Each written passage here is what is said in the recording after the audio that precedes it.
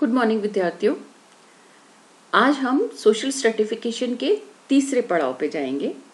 मतलब पहले हमने उसका अर्थ पढ़ा और फिर अब स्वरूप पढ़े, फॉर्म्स पढ़े और आज हम उसके सिद्धांतों की चर्चा करेंगे। सिद्धांत देखा जाए तो अभी काफ़ी सारे सिद्धांत हैं इसके। मॉडर्न टाइम में अगर हम स्ट्रेटिफिकेशन की बात करें तो इसके फॉर्म्स भी चेंज हुए हैं और इसकी थ्योरीज भी बहुत ज़्यादा हो गई हैं, लेकिन हम अपने सिलेबस के अकॉर्डिंग अपने आप को सीमित रखेंगे।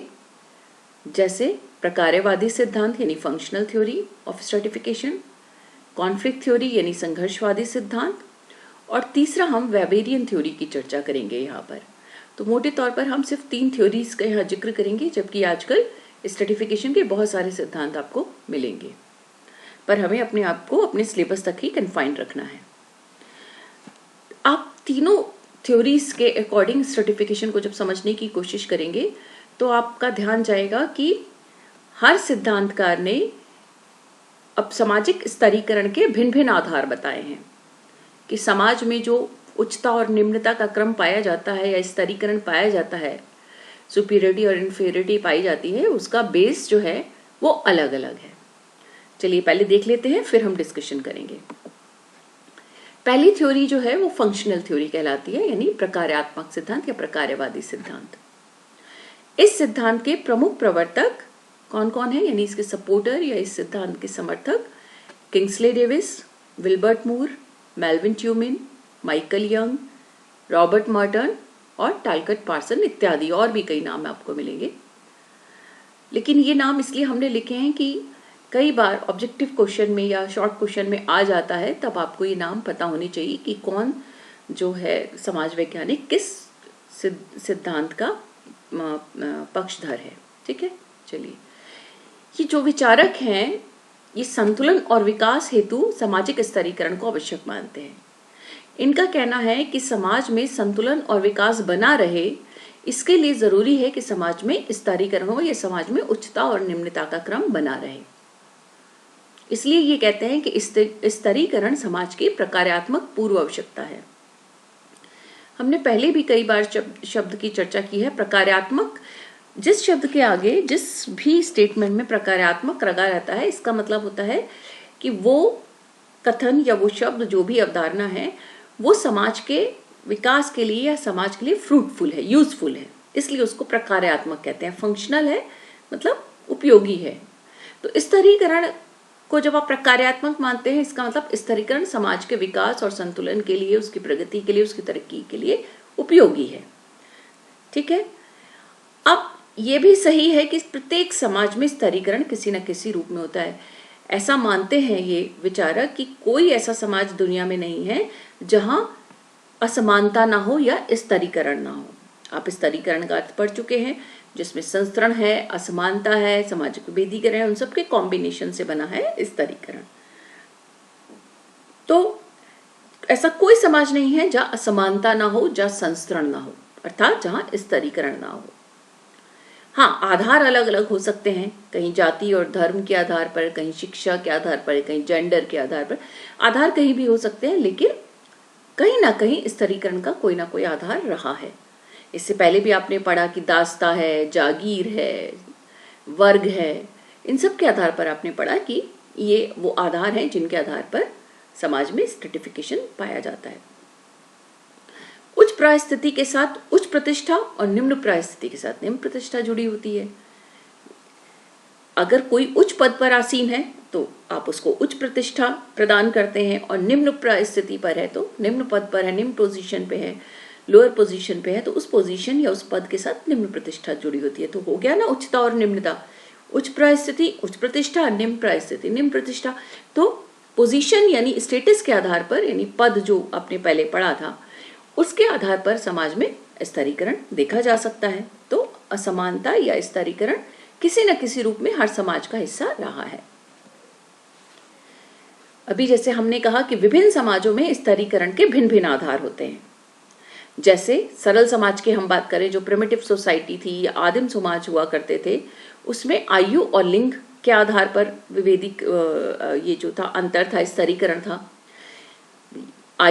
अधिक आयु के लोगों को या लैंगिक आधार पर जो असमानता कर दी जाती थी, है ना, उसको उच्च स्थान निम्न स्थान, महिलाओं को निम्न माना जाता रहा, पुरुषों को उच्च स्थान दिया जाता रहा, उच्च आयु के व्यक्ति ही सारा निर्णय लेते थे, उनको ज्यादा आदर सम्मान मिलता था। ऐसे तो जो सरल समाज थे उसमें इस आधार पर स्तरीकरण या भिन्नता विद्यमान थी। और जटिल समाजों में शिक्षा है, धन है, शक्ति है, प्रतिष्ठा है, संपत्ति है, यानी वेल्थ, पावर, प्रेस्टीज, एजुकेशन, इन सब के आधार पर हम समाज में जनसंख्या के बीच स्तरीकरण करते हैं, यानी उच्चता और निम्नता का क्रम स्थापित करने की कोशिश करते हैं। तो प्रत्येक व्यक्ति को विभिन्न कार्यों के लिए समान पुरस्कार नहीं दिया जा सकता। जैसे इंजीनियर, डॉक्टर, मजदूर को समान या बराबर वेतन नहीं दिया जा सकता। क्यों? क्योंकि हर एक का जो काम है, जो उनकी ड्यूटीज है उनसे किए हुए, वो अलग अलग है। तो किसी पद की समाज में प्रतिष्ठा अलग है और किसी पद की समाज में प्रतिष्ठा कम है। उस हिसाब से इनका जो प्रतिष्ठा है या इनका कार्य संपन्न करना है वो अलग अलग तरीके से मेजर किया जाता है और उस हिसाब से इनकी जो सैलरी है या वेतन है वो डिसाइड किया जाता है। तो इसलिए अब आप पोजीशन के हिसाब से देखें तो वहां पर भी क्या होता है, अंतर होता है, यानी असमानता होती है। समाज के विकास से श्रम का जटिल विभाजन होता है। जैसे जैसे समाज विकसित होता गया वैसे वैसे श्रम का जटिल विभाजन होता गया और जो अपने काम में स्पेशलाइज्ड है, दक्ष है, कुशल है, उसके आधार पर श्रेष्ठ व्यक्ति को उच्च स्थिति और जो व्यक्ति अपने काम में विशिष्टीकृत प्राप्त नहीं है या कम दक्षता वाला है उसको निम्न स्थिति दी गई। और उसी के हिसाब से पुरस्कार का वितरण भी किया गया कि उच्च प्रशिक्षित है, अधिक शिक्षित है, अधिक श्रेष्ठ है, अधिक दक्षता और कौशल वाला है, अधिक विशिष्टीकरण वाला है तो उसका अधिक पुरस्कार या वेतन या उच्च पद, और दूसरे वाले को उसके अपेक्षा दूसरे वाले को कम। ऐसा क्यों किया जाता है? ये विचारक ये मानते हैं या इस सिद्धांत का ये मानना है कि अपनी कुशलता और दक्षता को ताकि वो सामाजिक विकास के लिए प्रयुक्त कर सके। इसको और इस तरह से समझिए कि अगर ये जो दक्षता, कुशलता, योग्यता के आधार पर हम विभाजन नहीं करेंगे, श्रम का जटिल विभाजन जो हुआ है ये नहीं करेंगे, या अधिक कुशल, योग्य और दक्ष व्यक्ति को अधिक और कम योग्य, कुशल व्यक्ति को कम नहीं देंगे, समाज में असमानता स्थापित नहीं करेंगे, तो क्या होगा कि जो कुशल व्यक्ति है, दक्ष व्यक्ति है, वो भी सामाजिक विकास में अपनी भूमिका का निर्वाह नहीं करेगा। क्योंकि उसे ये लगेगा कि जब मेरे से कम योग्य या कुशल और कम दक्ष व्यक्ति भी उतने ही तनख्वाह पा रहा है जितनी मैं, इतनी योग्यता और कुशलता के बावजूद भी, तो फिर वो जो है समाज के विकास में योगदान करना खत्म कर देगा। तो इसीलिए असमानता होना, डिस्पैरिटी होना काम के आधार पर, प्रतिष्ठा के आधार पर, पोजीशन के आधार पर आवश्यक है, ताकि समाज का विकास होता रहे और जो कुशल और दक्ष व्यक्ति हैं वे सामाजिक विकास में अधिक से अधिक योगदान दे सके, अपनी कुशलता का, अपनी दक्षता का अधिक से अधिक प्रयोग कर सकें, ताकि समाज की तरक्की हो सके, समाज में विकास हो सके। ऐसा प्रकार्यवादी सिद्धांतकार मानते हैं कि ये जो असमानता है शिक्षा के आधार पर, धन के आधार पर, शक्ति, प्रतिष्ठा, संपत्ति, इन सब का होना समाज के लिए प्रकार्यात्मक है, यूजफुल है। क्यों यूजफुल है? क्योंकि अगर ऐसा नहीं करेंगे तो जो योग्य व्यक्ति हैं वे भी काम नहीं करेंगे। अयोग्य व्यक्ति तो काम कर ही नहीं सकता क्योंकि वो उस काम को करने के लिए दक्ष ही नहीं है, कुशलता ही नहीं है उसमें। तो अगर योग्य व्यक्ति भी नहीं करेंगे तो समाज का विकास बाधित हो जाएगा। तो इसीलिए उनका ये मानना है कि इस प्रकार की असमानता जो शिक्षा, धन, प्रतिष्ठा, संपत्ति, परिस्थिति के आधार पर होती है, उसका होना समाज के लिए फायदेमंद है या उपयोगी है या प्रकार्यात्मक है। समझ में आया? चलिए, ये सिद्धांत मूल्य एकमतता पर आधारित है, वैल्यू कंसेंसस की बात करता है। मूल्य एकमतता यानी जो एक ही ग्रुप के लोग होते हैं उनमें मतलब उनके सबके मूल्य एक मतलब विश्वास और विचार के व्यक्ति होते हैं वो, इसलिए समाज में संतुलन बना रहता है। यानी अगर ऐसा करेंगे तो वैल्यू कंसेंसस के कारण समाज में क्या बना रहता है, समानता और संतुलन बना रहता है, बैलेंस रहती है सोसाइटी। तो इनका ये मानना है कि समाज में ऐसा करने से समाज में वैल्यू कंसेंसस बनी रहती है, जो जिस लायक है उसको उसी के अकॉर्डिंग काम दिया जाता है और उसी के अकॉर्डिंग पुरस्कार दिया जाता है। तो ये जो वैल्यू कंसेंसस है इसके अकॉर्डिंग, इसके लिए, इसके आधार पर समाज में संतुलन बना रहता है। प्रकार्यवादी सिद्धांत की कुछ आलोचना भी की जाती है। तो इसकी कमी की ओर इशारा करते हुए कुछ लोग कहते हैं कि व्यक्ति की योग्यता और कुशलता को मापने का जो आधार है वो वस्तुनिष्ठ नहीं है, यानी ऑब्जेक्टिव नहीं है। आप कैसे मापेंगे कि ये व्यक्ति तो योग्य है और कुशल है और ये व्यक्ति नहीं? तो योग्यता और कुशलता को मापने का कोई पैमाना या कोई वस्तुनिष्ठ पैमाना नहीं बनाया जा सकता या नहीं है। वस्तुनिष्ठ का मतलब है जिसमें आपके पूर्वाग्रह नहीं हो, पक्षपात नहीं हो। तो बिना पक्षपात के, मतलब ऐसा कोई पैमाना आपके पास तैयार नहीं है कि योग्यता और कुशलता को आप माप सकें कि ये व्यक्ति तो योग्य और कुशल है और ये व्यक्ति कुशल नहीं है। जैसे डॉक्टर और इंजीनियर जो काम कर सकते हैं वो मजदूर नहीं कर सकता, लेकिन जो काम मजदूर करते हैं वो डॉक्टर इंजीनियर नहीं कर सकते। यानी हर एक व्यक्ति का जो कार्य है वो उसकी योग्यता और कुशलता के हिसाब से है। तो किसी की योग्यता कम है, किसी की ज्यादा है, या किसी की योग्यता मतलब किसी का काम जो है उच्च है, किसी का निम्न है, ये कैसे निर्धारित किया जा सकता है? हर एक व्यक्ति अपनी अपनी भूमिका का जो निर्वाह करता है वो अपनी कुशलता और योग्यता का, हर एक काम के लिए उसे योग्यता और कुशलता चाहिए और वो अपने काम के हिसाब से योग्यता और कुशलता का अर्जन करता है। तो किसी को उच्च और किसी को निम्न कैसे कहा जा सकता है?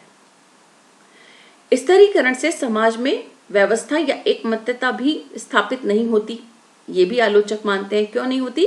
क्योंकि उनका ये कहना है कि संस्तरण के कारण जो ये उच्चता और निम्नता बनती है कि ये पद, ये निम्न, ये प्रतिष्ठा वाले और ये कम प्रतिष्ठा वाले, तो वो ये कहते हैं कि संस्तरण के कारण स्वार्थों में टकराहट होता है और जिससे वर्ग संघर्ष की स्थिति उत्पन्न होती है, यानी विभिन्न वर्गों के मध्य संघर्ष या कॉन्फ्लिक्ट होता है। और जब समाज में कॉन्फ्लिक्ट होगा तो असंतुलन होगा, संतुलन की स्थिति उत्पन्न नहीं होगी। इसलिए देखा जाए तो यह सिद्धांत यथास्थितिवाद का समर्थक है कि जो जिस स्थिति में है वो वैसा ही बना रहे, क्योंकि ये समाज के विकास के लिए जरूरी है। ठीक है, तो देखा जाए तो ये परिवर्तन नहीं चाहता। ये सिद्धांत एक तरह से स्तरीकरण में जो भी उच्चता निम्नता या संस्तरण बना हुआ है, समानता नहीं, ये उसी का समर्थक है। यथास्थितिवादी बना रहना चाहता है, ये परिवर्तन का समर्थन नहीं करता सिद्धांत। ठीक है, समझ में आया? चलिए अब नेक्स्ट थ्योरी पढ़ते हैं। नेक्स्ट सिद्धांत है आपका संघर्षवादी सिद्धांत यानी कॉन्फ्लिक्ट थ्योरी। ये सिद्धांत देने वालों में प्रमुख हैं Karl Marx, Engels, Friedrich Engels, Herbert Marcuse, Mao, Gramsci इत्यादि। और ये जो सिद्धांत आया कॉन्फ्लिक्ट थ्योरी, ये फंक्शनल थ्योरी के अगेंस्ट आया, उसके विपरीत, उसके विरोध में आया। तो ये प्रकार्यवादी सिद्धांत की आलोचना करते हैं। जैसे कि अभी लास्ट में हमने आलोचना पढ़ी, वही आलोचना कॉन्फ्लिक्ट थ्योरी के माध्यम से की गई। संघर्षवादी सिद्धांत कहते हैं कि स्तरीकरण जो है वो समाज के विकास और समाज के विकास के लिए बाधा उत्पन्न करता है, क्योंकि ये समाज में असंतुलन और असमान विकास को उत्पन्न करता है। इनका मानना है कि असमानता और संस्तरण न केवल एक फ्रेगमेंटेड सोसाइटी यानी खंडित समाज को उत्पन्न करता है, बल्कि सामाजिक परिवर्तन की जो वांछनीय दिशा है, जो डिजायरेबल सोशल चेंज है, उसमें भी बाधा उत्पन्न करता है। यानी हम जिस प्रकार का समाज में परिवर्तन लाना चाहते हैं, जो वांछनीय है, डिजायरेबल है, उसमें भी ये जो है असंतुलन और असमानता उत्पन्न करता है या बाधा उत्पन्न करता है। मार्क्स ये मानते हैं कि प्रत्येक समाज के जो विचार होते हैं वो किसके विचार होते हैं? शासक वर्ग के विचार होते हैं। यानी किसी भी समाज में जो भी चीज संचालित होती है, अर्थव्यवस्था, राजनीति, धर्म, उन सबको जो संचालित करता है, उसमें जो विचार होते हैं वो शासक वर्ग द्वारा निर्मित होते हैं। यानी हर समाज में जो भी विचार हैं वो शासक वर्ग द्वारा होते हैं और बाकी का तबका जो है उसको वैसे ही मानने के लिए बाध्य हो जाता है। तो इसीलिए योग्य व्यक्ति का चुनाव समाज नहीं करता, वरन शासक वर्ग करता है। और वो ऐसे व्यक्ति को चुनाव करेगा, यानी दक्षता जो है एक वर्गीय प्रघटना है। व्यक्ति का टैलेंट वर्ग के विचारों पर मूल्यांकित होता है, यानी एक वर्ग विशेष ये तय करता है कि ये दक्ष है, ये कौशल है या ये योग्य है अथवा नहीं है। और वो वर्ग कौन सा है? शासक वर्ग। शासक वर्ग तय करता है कि किस व्यक्ति का चुनाव करना है और किसका नहीं। यानी योग्यता का निर्धारण व्यक्ति की योग्यता कुशलता पर नहीं बल्कि शासक वर्ग पर निर्भर करता है। इसका मतलब क्या हुआ कि शासक वर्ग योग्य व्यक्ति का चुनाव अपने वर्गीय हितों के आधार पर करता है। उसके जो क्लास इंटरेस्ट को पूरा करेगा या कौन सा व्यक्ति उसके क्लास इंटरेस्ट को पूरा करने के लिए उचित व्यक्ति है, वो उसी को योग्य सिद्ध कर देता है, कुशल सिद्ध कर देता है और उस व्यक्ति का चुनाव कर लेता है।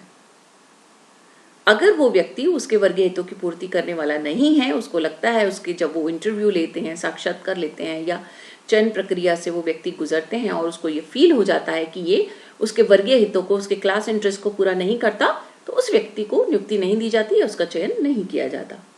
तो इसका मतलब जैसे आलोचना में कहा जा रहा था कि व्यक्ति की योग्यता और कुशलता का निर्धारण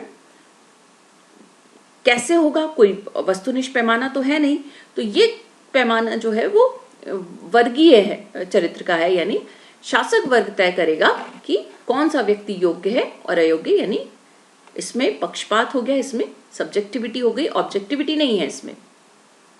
तो शोषण और दमन की तर्क संगतता स्थापित करने के लिए संस्तरण की आवश्यकता होती है ताकि शासक वर्ग या उच्च वर्ग दूसरे वर्गों का शोषण और दमन कर सके और इसको तार्किक से बैठा सके या इसमें तर्क स्थापित कर सके कि ये तो इसी लायक है, इनका तो ये होना ही चाहिए क्योंकि ये अकुशल हैं, अयोग्य हैं। तो वो संस्तरण को, समाज में स्तरीकरण को या संस्तरण को स्थापित करने की कोशिश करता है ताकि वो उनके शोषण और दमन को तार्किक रूप से स्टैब्लिश कर सके। इसलिए दक्षता का वर्गीय चरित्र समाज को असमान खंडों में बांट देता है, यानी सेगमेंटल डिवीजन ऑफ सोसाइटी हो जाता है। इस सिद्धांत के समर्थक समतावादी समाज या गैर स्तरीकृत समाज की स्थापना को महत्व देते हैं कि समतावादी जो समाज है वो, उसमें क्या होगा, सब समान होंगे, समाज में कोई स्तरण नहीं होगा, उच्चता और निम्नता का क्रम नहीं होगा, श्रेष्ठता अधीनस्था का क्रम नहीं होगा, सुपीरियरिटी इंफीरियरिटी नहीं होगी। तो वो समाज जो है वो समाज में संतुलन और विकास की ओर अग्रसर होगा। तो ये सिद्धांतवादी जो हैं वो इस बात पर बल देते हैं कि समाज में असमानता नहीं होनी चाहिए, कि असमानता जो है वर्गीय हितों में टकराहट लाती है, संघर्ष उत्पन्न करता है। समाज में असमानता तीव्र होती है तो समाज का विकास रुक जाता है। इसलिए समाज में समतावादी यानी गैर स्तरीकृत समाज होना चाहिए। इस समाज की भी आलोचना हुई, इस प्रकार के सिद्धांत की भी आलोचना हुई और कहा जाता है कि मार्क्स ने केवल आर्थिक कारक को ही स्तरीकरण का आधार माना। आर्थिक आधार पर, जैसा कि आपने जब पिछले में फॉर्म्स पढ़े थे तो वर्ग के आधार पढ़े थे कि मार्क्स ने आर्थिक आधार पर बांटा, मैक्स वेबर ने बाजार की स्थिति के आधार पर बांटा, वार्नर ने आय के आधार पर बांटे। तो वर्ग की मार्क्सवादी सिद्धांत की आलोचना ये कहकर हुई कि इन्होंने केवल आर्थिक कारक को ही स्तरीकरण का आधार बनाया, क्योंकि जब ये वर्ग की बात करते हैं तो वर्ग क्या है, एक आर्थिक अवधारणा है। जो अधिक आय वाला, कम आय वाला, मध्य आय वाला, यानी अधिक संपत्ति है, कम संपत्ति है या संपत्तिहीन है, तो इन्होंने पूंजीपति और बुर्जुआ और सर्वहारा की बात की। तो ये इन पर यह आक्षेप लगा कि इन्होंने केवल आर्थिक कारक को ही स्तरीकरण का आधार माना, जबकि शिक्षा है, धर्म है, व्यवसाय है, जाति है, शक्ति है, पेशा इत्यादि के आधार पर भी समाज में असमानता होती है। तो ये कहकर इनके इस सिद्धांत की आलोचना की गई कि ये आर्थिक निर्धारकवादी हैं, यानी केवल एक आधार को मानकर समाज में असमानता की बात करते हैं और उसकी आलोचना करते हैं। ठीक है, चलिए हमने यहाँ अभी दो सिद्धांत पढ़े, एक प्रकार्यवादी सिद्धांत और दूसरा मार्क्सवादी या संघर्षवादी सिद्धांत। नेक्स्ट जो आपका लेक्चर होगा उसमें हम आगे की थ्योरी और आगे के कंसेप्ट्स पढ़ेंगे। ठीक है, थैंक यू बच्चों। फिर भी कुछ नहीं समझ में आता है, अंतर नहीं कर पा रहे हैं, चैट बॉक्स में आपके सवाल आमंत्रित हैं।